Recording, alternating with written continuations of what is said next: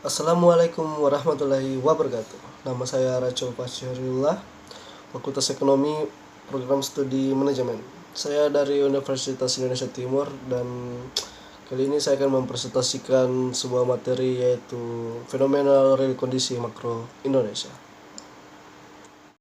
Saya akan menjelaskan materi fenomena real kondisi makro Indonesia dengan judul materi pertumbuhan ekonomi Indonesia. Pertumbuhan ekonomi merupakan proses perubahan kondisi perekonomian suatu negara secara berkesinambungan menuju keadaan yang lebih baik selama periode tertentu.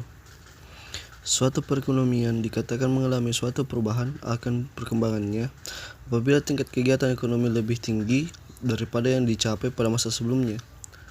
Menurut Sukirno, pertumbuhan dan pembangunan ekonomi memiliki definisi yang berbeda, yaitu pertumbuhan ekonomi ialah proses kenaikan output per kapita yang terus-menerus dan jangka panjang. Ada 5 poin penting yang akan saya jelaskan nanti, yaitu ekonomi makro, pelaku-pelaku ekonomi, pertumbuhan ekonomi, pusat-pusat pertumbuhan di Indonesia. Dan yang pertama, saya akan menjelaskan poin pertama. 1. Ekonomi makro. Ekonomi makro adalah studi tentang ekonomi secara keseluruhan. Ekonomi makro menjelaskan perubahan ekonomi yang mempengaruhi banyak masyarakat, perusahaan, dan pasar. Ekonomi makro dapat digunakan untuk menganalisis cara terbaik untuk memengaruhi target-target tenaga kerja dan pencapaian keseimbangan neraca yang berkesinambungan. 2. Pelaku-pelaku ekonomi. Masyarakat pelaku ekonomi dapat dibagi dalam 4 kelompok dan masing-masing mempunyai peranan dan tujuan. Pertama, households atau rumah tangga konsumsi, yaitu peranan rumah tangga konsumsi dalam kegiatan ekonomi antara lain yaitu sebagai pemilik atau pemasok sumber daya atau faktor produksi yang diperlukan kelompok pelaku ekonomi lainnya. Kedua, bisnis atau rumah tangga produksi.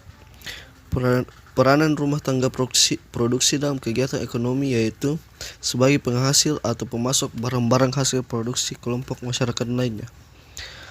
Ketiga, government sector atau rumah tangga negara.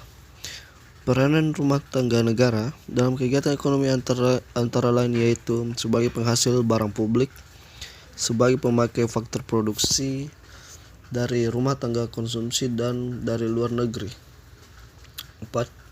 Foreign sector, rumah tangga luar negeri.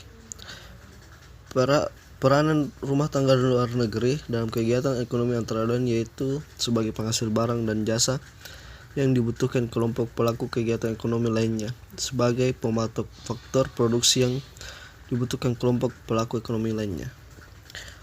3. Pertumbuhan ekonomi. Pembangunan ekonomi berarti adanya peningkatan kesejahteraan masyarakat dalam suatu negara secara berkesinambungan dalam waktu yang relatif lama. Pada awalnya, peningkatan kesejahteraan ini dilihat dari adanya kenaikan pendapatan nasional, akan tetapi kenyataan yang muncul adalah tingkat pertumbuhan ekonomi yang tinggi tidak memberikan jaminan meningkatnya kesejahteraan masyarakat. Tingkat pertumbuhan ekonomi yang tinggi telah mengakibatkan bertambah lebarnya kesenjangan ekonomi masyarakat baik antar daerah maupun di dalam suatu daerah. Oleh karena itu, pembangunan ekonomi tidak hanya sebatas terjadinya peningkatan pendapatan nasional, tetapi yang lebih penting adalah peningkatan kesejahteraan masyarakatnya. 4. Pusat pertumbuhan.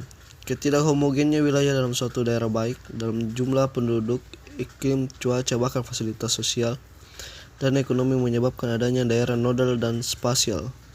Pada daerah nodal biasanya lebih cepat bertumbuh daripada wilayah belakangnya, dikarenakan pada daerah nodal memiliki keuntungan aglomerasi ekonomi dan distribusi penduduk yang terpusat.